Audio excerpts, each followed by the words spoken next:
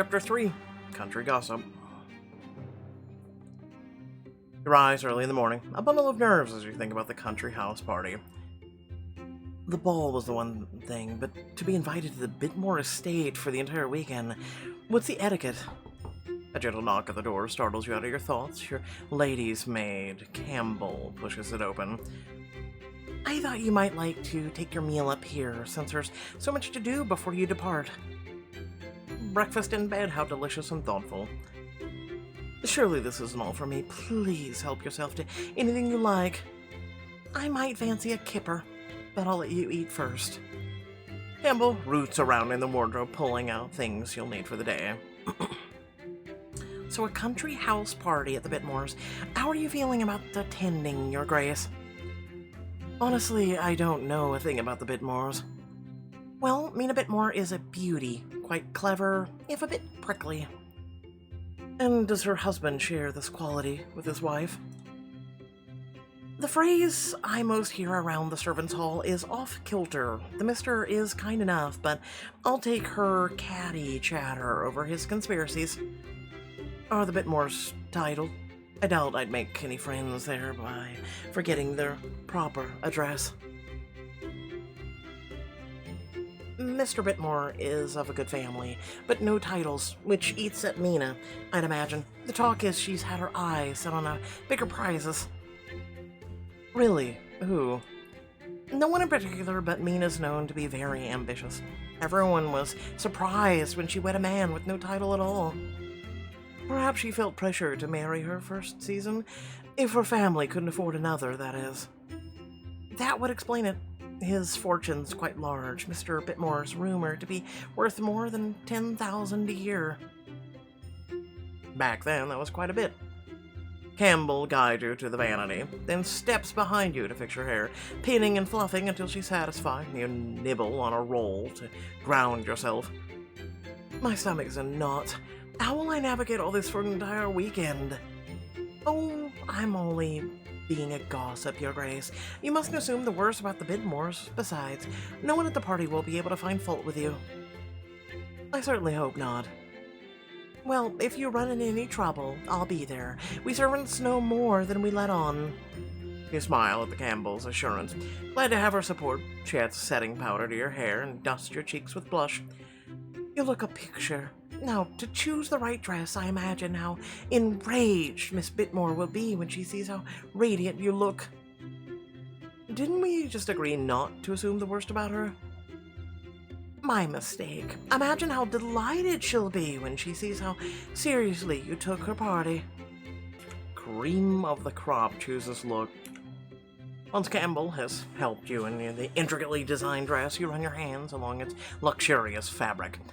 Oh, you look stunning, Your Grace. You will mesmerize them all.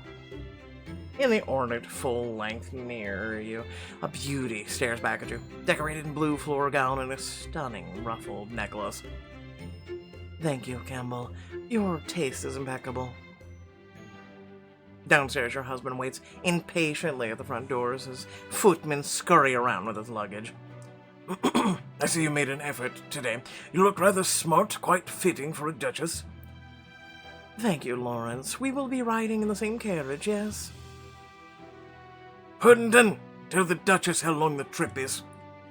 Only a few hours, Your Grace. See, the Bitmore station isn't far off, no reason to ride separately. And with such a fashionable wife, I'd rather show up with her on my arm. Together it is, then. Arm candy is literally back in the day. Some hours later, you arrive at the Bitmore estate, an extremely grand, very new building. As you stretch, the servant's carriage opens, revealing... Also, if I may say, we never, what's the word for it? Talk to your husband during the carriage ride. I guess we just sat in silence. Nate, how are you? I traveled with the servants. I thought you might want help navigating such an important social setting. Fortunately, your husband agreed. His eyes rake over you slowly, a sly smile twisting his lips as he takes in your appearance. Though perhaps my presence is unnecessary. You certainly know how to make an entrance. Heat rises to your cheeks and you lower your gaze. You'll be the envy of all the fine ladies here. I'm glad you approve. You know you shouldn't be so elated to see him, but your mind wonders what he might teach you here alone. I look forward to our lessons here. This place is already ripe with opportunity. What do you mean? His lips quirk to one side, his eyes alight with mischief. Perhaps I could teach you some evening activities. He part lips to ask more, but before he can, or you can, a footman hurries over. Your Graces, allow me to show you to your rooms. The footman starts herding you and the Duke towards the door. He bows slyly, looking anything but polite. We shall continue this conversation later, Your Grace. Inside, the footman leads you both upstairs. You're surprised by how unwelcoming the house feels. The Duchess's room is just around the corner, and His Grace's room is over there, at the end of the hall. Oh, are we staying in separate rooms, Lawrence? It would seem so. Damn fine bit of hosting, if you ask me. Everyone will be able to sleep soundly for once. Will I see you at dinner? But your husband's already striding away, not even bothering to look back. You head to your room feeling terribly alone. The footmen arrive shortly with your luggage, Campbell clucking at their heels, who wait until they've left to drop your smile. What's wrong, Your Grace?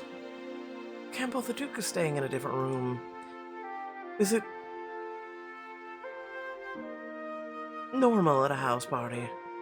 No, it's more usual for couples to share a room on a weekend like this, but perhaps the Bidmores want to show off their lovely home. It certainly is grand, isn't it?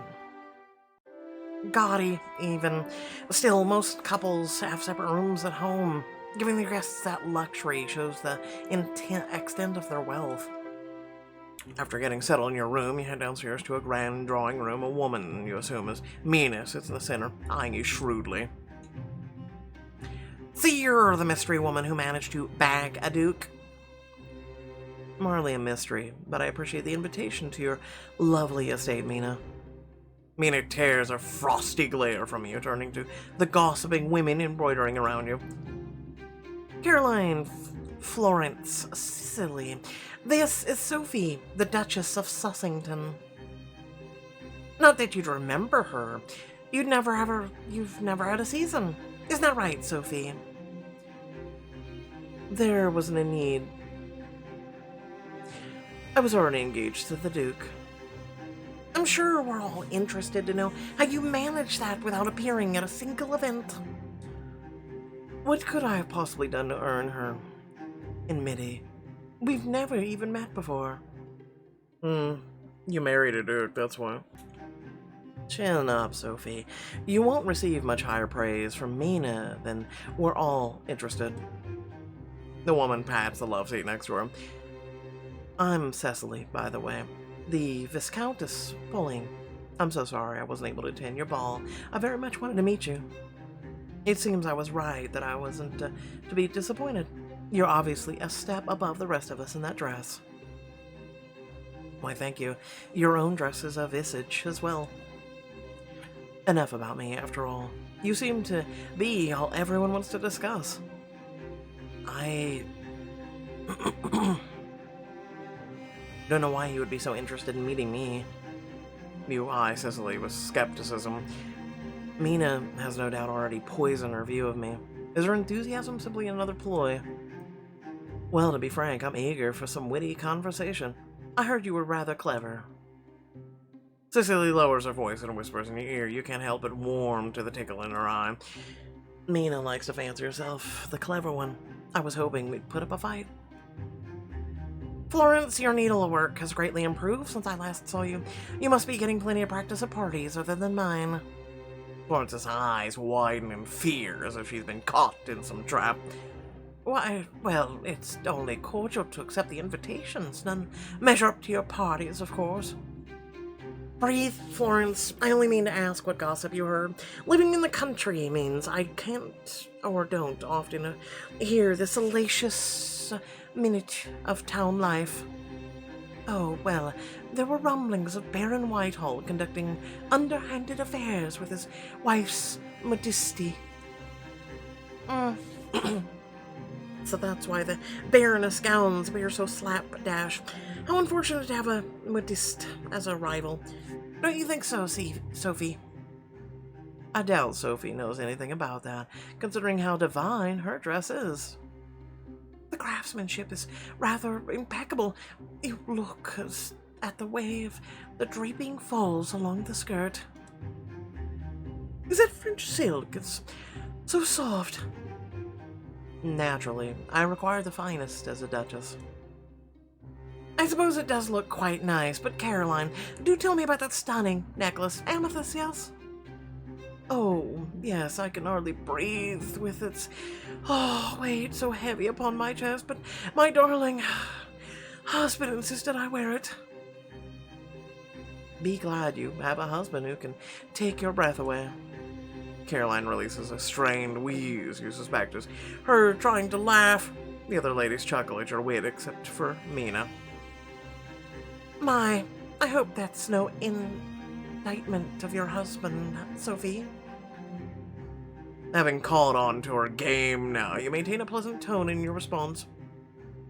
Not at all. The Duke and I are just doing fine. The travel would have surely been miserable otherwise. Speaking of, who was that man that traveled with you and the Duke? Your stomach rolls at the mention of Nate. Could Mina have witnessed your interaction with him when you arrived? Oh, him.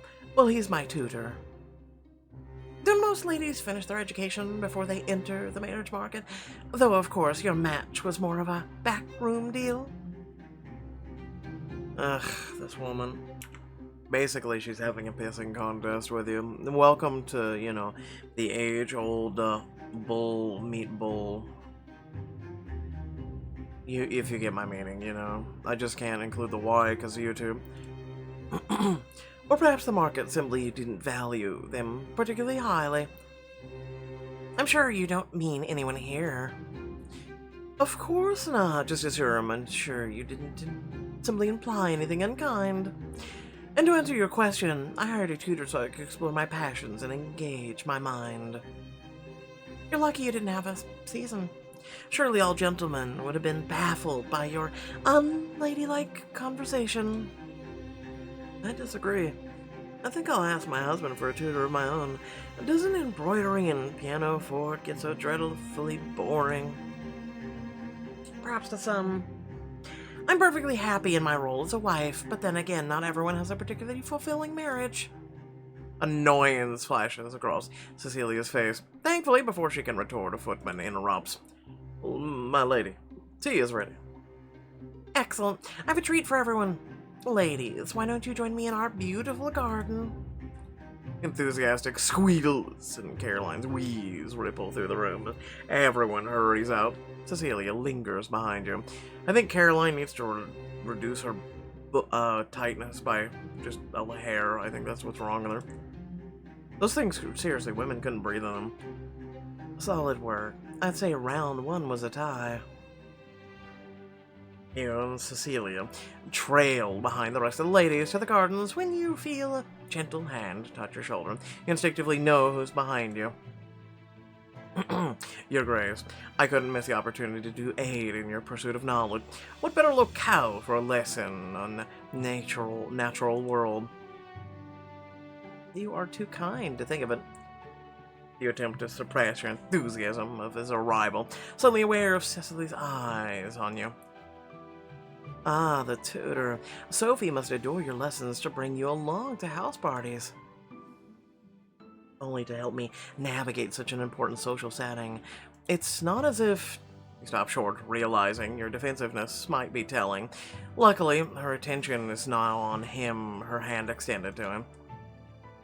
Cecilia Wharton, Viscountess Bowling. Sophie tells me your lessons cover everything under the sun. Is that true? She flatters me. Not everything under the sun, but I am all well learned in which happens under the cover of night. You feel your heart flutter at the suggestive tone of his voice, even as his meaning escapes your grasp. That settles the matter. I must get a tutor of my own. Am I welcome to sit in on a lesson? I'm afraid not, Lady Cecily. I cannot have you distracting my pupil with your waggishness and wit. No, I suppose that's your job. She's a very clever woman. A lesson now, but the ladies. Worry not about Mina, Sophie. I will use my distracting waggishness to cover for you. It seems there's nothing to stop you from enjoying a private lesson with him, and your heart aches to be with him again. There's a pond nearby, very secluded. Imagine what we might discover there. No, seriously, she's a very clever woman. Very clever woman. I like intellectually savvy women. You savvy? Just had to. She catches up to the other women as you fall back with Nate, ducking behind a bush so you won't be spotted. Is Sophie not with you? We're all waiting. She has a terrible headache, sadly. I know not the source. I believe that's our cue to make our escape. Then please spirit me away. Their voices fade away behind you as he leads you around the side of the house. You and him hurry out of sight, making for a lovely secluded pond. You hike up your skirts to avoid the dew of the grass, and he lets out a soft laugh. You look like you were born to the rustic life, like a dryad wandering the lands. His eyes flicker towards the hem of your skirt, and your skin warms as you realize how high you've raised it, exposing your bare ankles. Flustered, you let your skirts drop to cover your ankles once more. He chuckles beside you.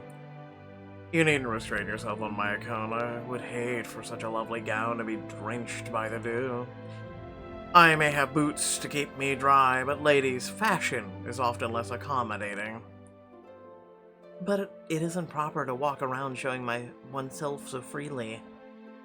Oh no, your ankles. Remember when women thought that was a huge thing? Oh no, your ankles.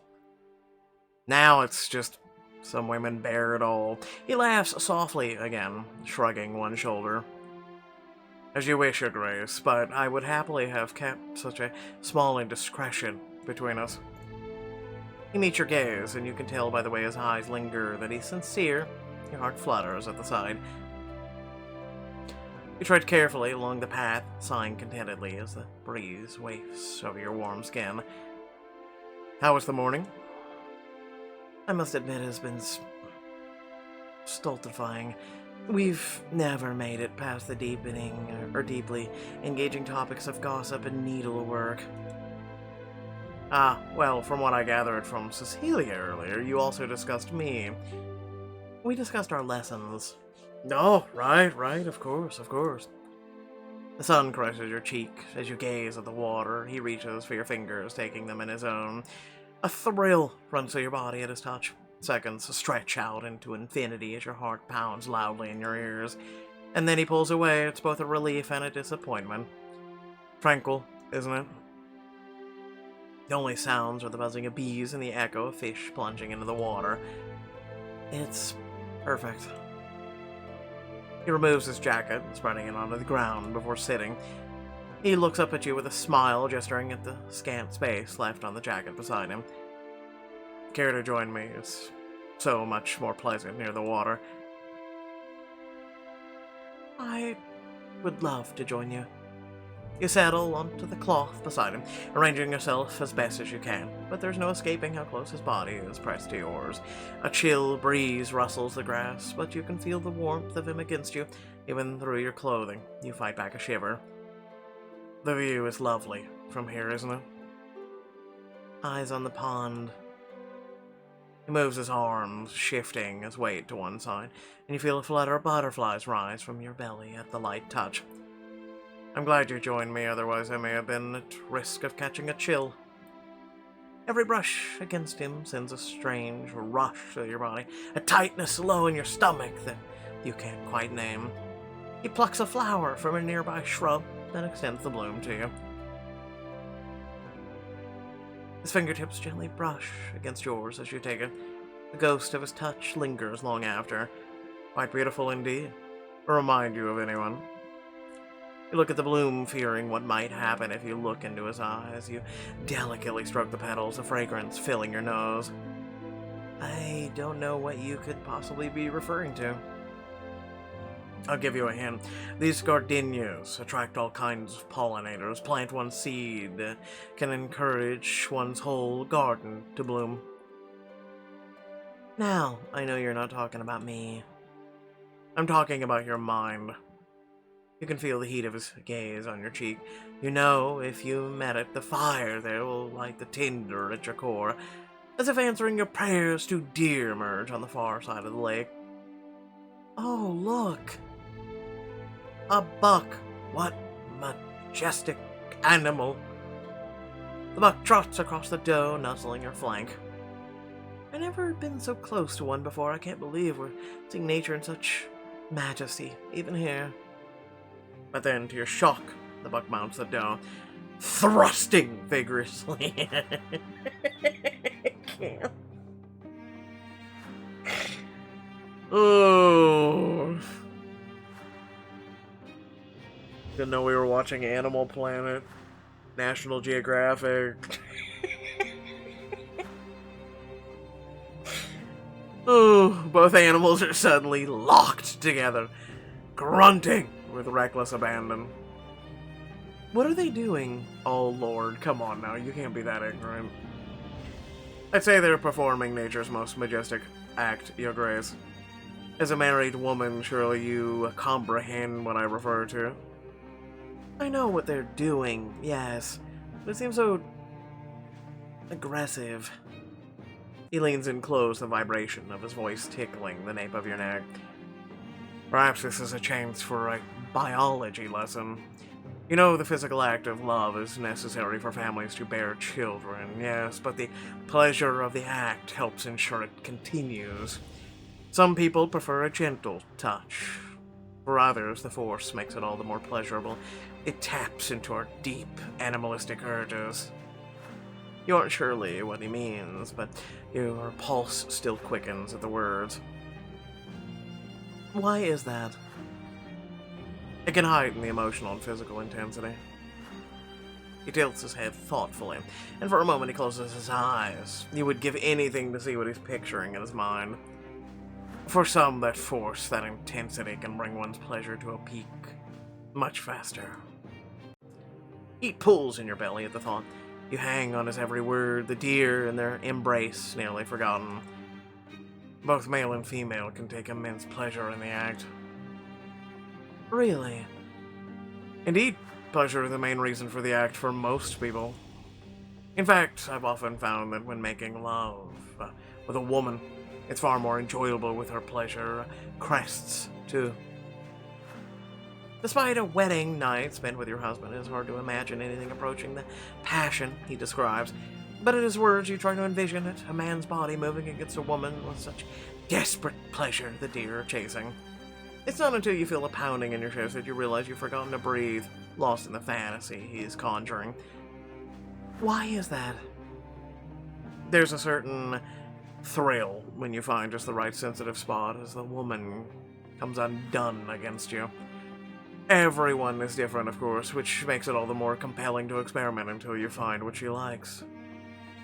Your breath catches in your throat, a stirring sensation building inside of you as you stare at the running animals. He leans ever so slightly closer. The tickle of his breath on your skin sends a shiver of anticipation through you.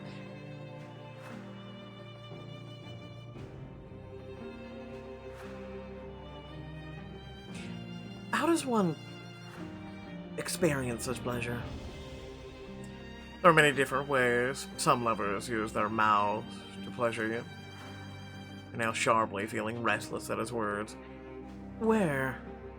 He grins ravenously, his eyes wandering to your lips. In between your legs. But what would he do? I mean... Listen, lovemaking has been around for thousands of years before this. That's why I'm just facepalming at this. I'm just saying. You lean into him, hanging on his every word, hypnotized by the sound of his voice, warm and rough. He might use his tongue to carry his woman to heights of pleasure, potentially with a kiss or a lick, until she slowly unravels.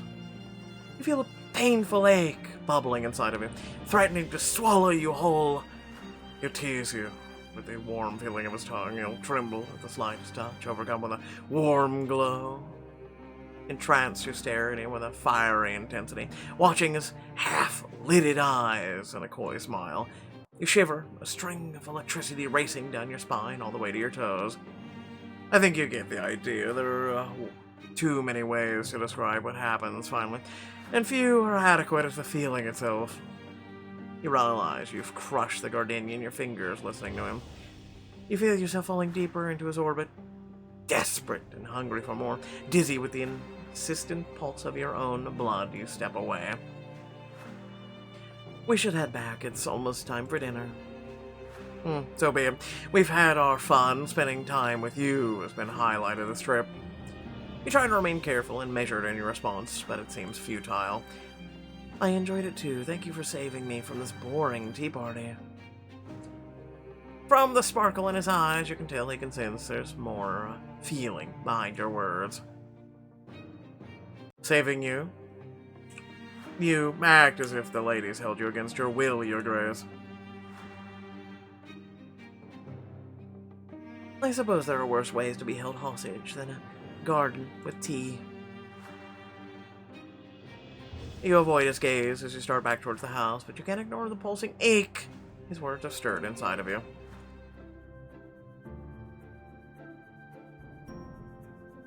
That evening, Campbell helps you dress for dinner, restoring your hair to its tidy updo. Well, you've survived so far, and with minimal injury to your radiant visage. Anything else you need from me, Your Grace? Not at the moment, Campbell. I'll just wait for the Duke to take me down. Thank you. With a parting smile, she heads out, leaving you to pace the room as you wait for your husband. Seconds tick by, and then minutes.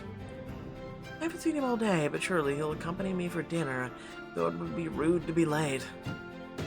You've just decided you'll head down alone when you hear a sharp rapping at your door to open it. Certainly hope you're ready. I'm far too hungry to linger around waiting for you to perfect your frippery. The Duke roughly extends an arm and hurries you down the hall. Man, this guy's full of fun. Lawrence...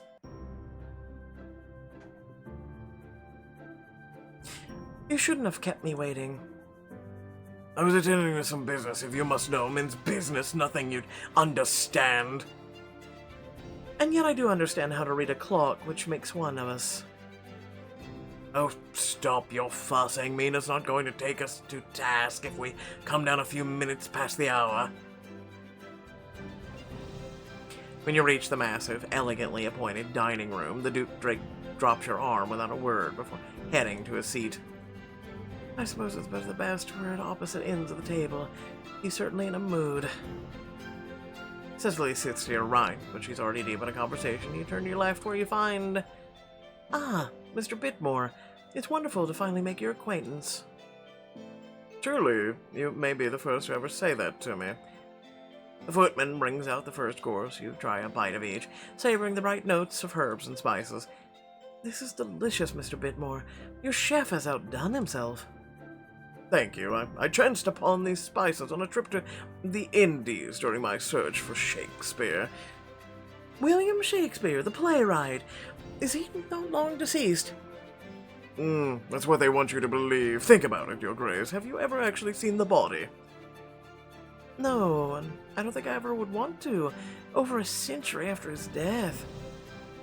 A century? Oh, Lord. This man got his head up his ass. Hey, don't worry, they got Elvis somewhere with the green men. The footmen soon bring out the next course, relieved that Mr. Bitmore is now conferring with the man next to him. You turn to Cecily and lower your voice. I suppose I should be grateful he doesn't catch on to snide remarks. If he did, he never could have married Mina.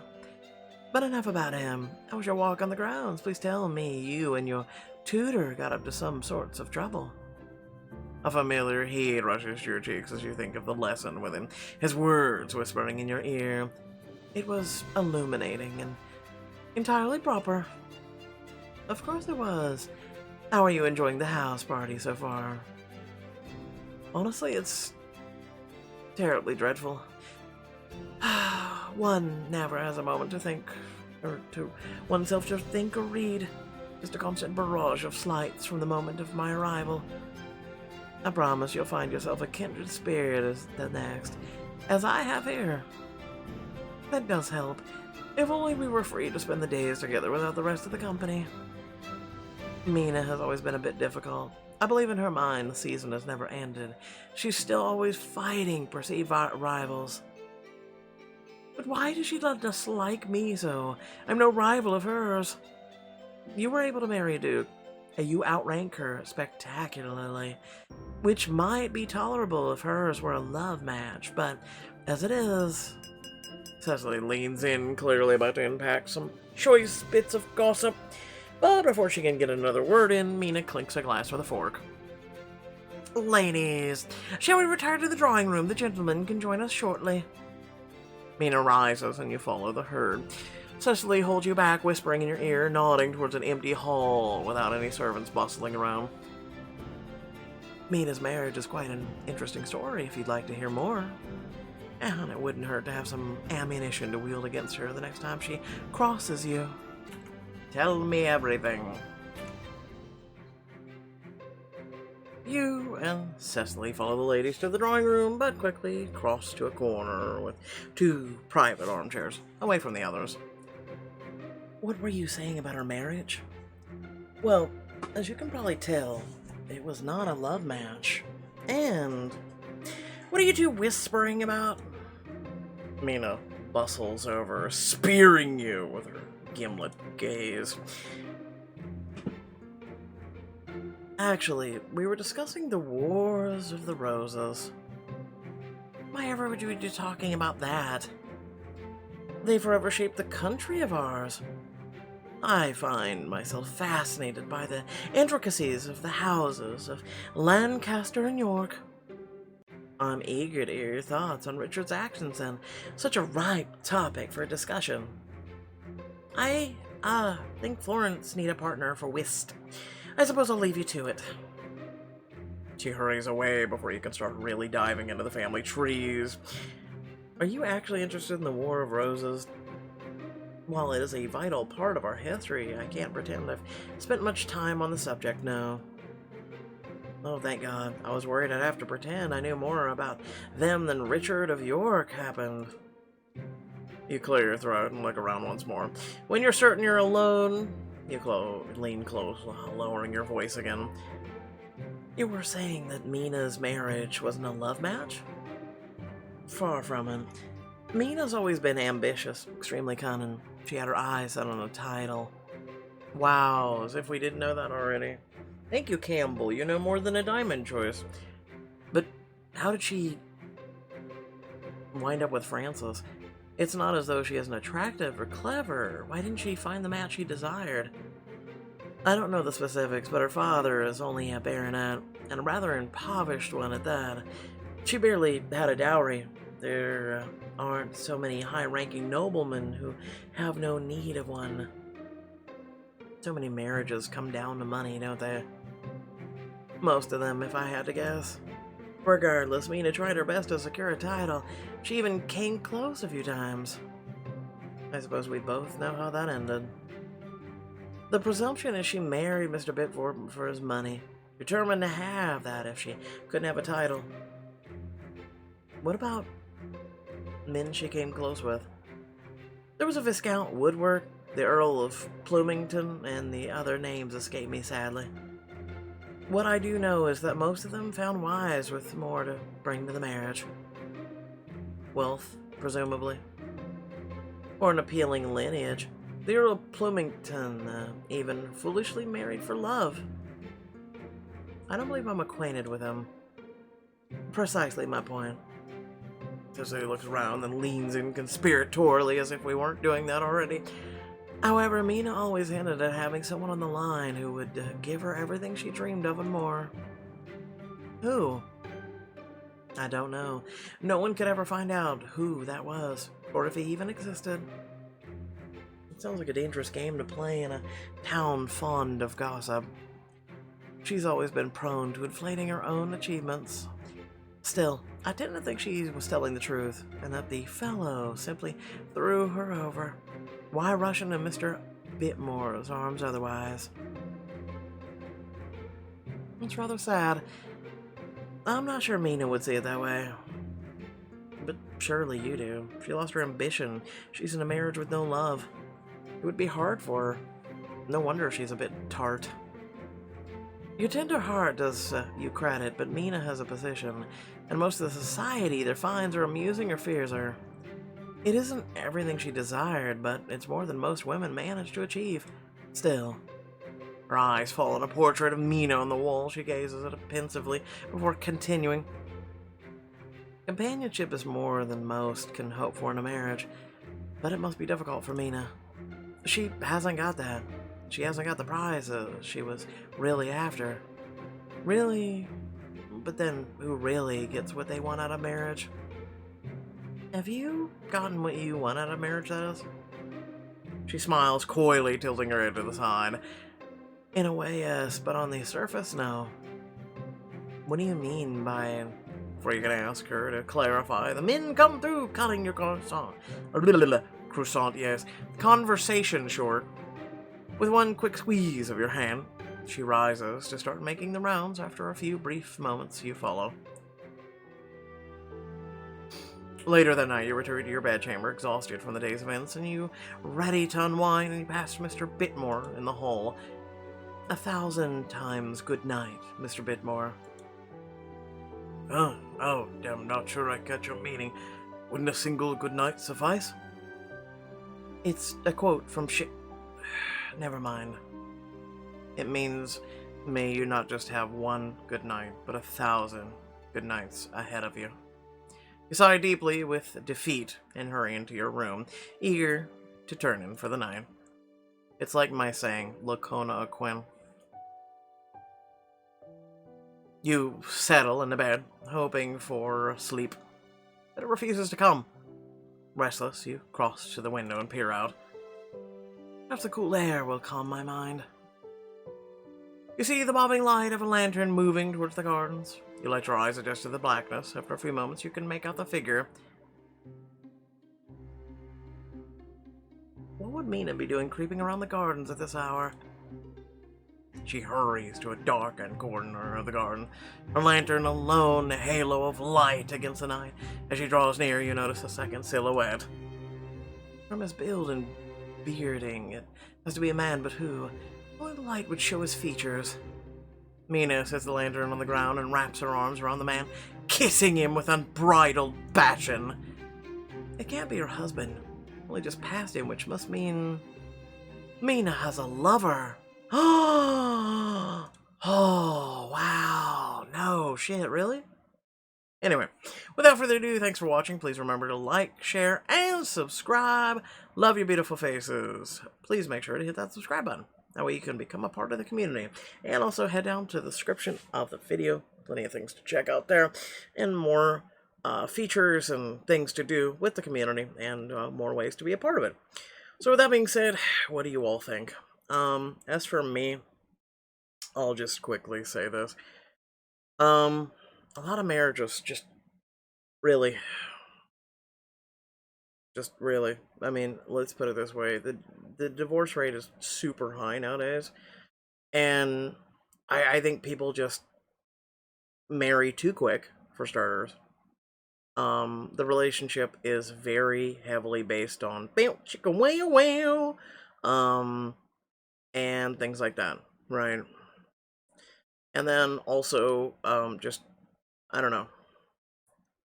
People also don't work on themselves enough. They feel like that if they meet someone, right, that, like, it'll just complete them. And yet there's things that your significant other will or will not do that either, you enjoy or irritate you. And you also, people have no self-discipline. People don't work on themselves.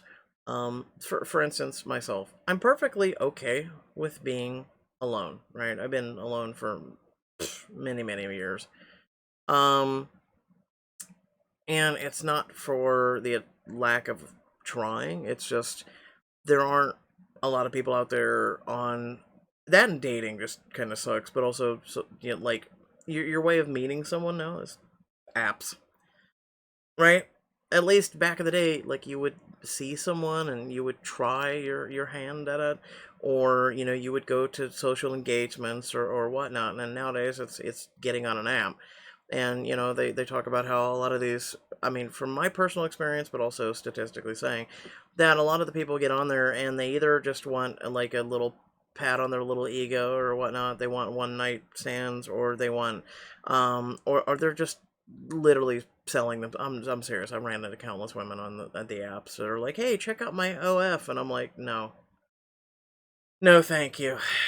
Um, like I'd rather meet a woman, and then if she has an OF, I don't care. It's just I'd rather meet a woman and meet her for her, and not what she's putting out to the world, right? I don't know. Things have just got significantly complicated, and I just also another thing is with discipline, right? We talked a little bit about that, or at least I mentioned it. Discipline, right? The ability to control oneself, one's urges, one's filtering one's mouth, intentions, things like that. Um, I'm a person who's very bluntly honest, but at the same time, like, I'm not going around yelling at everybody because I've had a bad day, or all this other crazy stuff that's going on. It just makes absolute no sense, right? Like if you had a bad day, you tell someone you had a bad day. It's as simple as that. Like, and then also just I don't know. Um, I don't know. It's just this is such a complicated issue on that I could talk about for hours. Let's put it that way. And I know you guys don't want me to talk your ear off. I some things I like for back in the day, right? Then some things are bad, right? Like how he treats her, and yeah, no, men were eh, less polished. We'll go with that. Um, Also, men thought, if they acted a certain way, that they were just the alpha dog. And there's more than acting the way like this Duke is acting than anything. Like there's a lot more to being a man. And it seems like a lot of these kids and boys do not have an idea what really being a man is. Okay, that's all I'll say. Without further ado, thanks for watching. Catch y'all later. Peace out.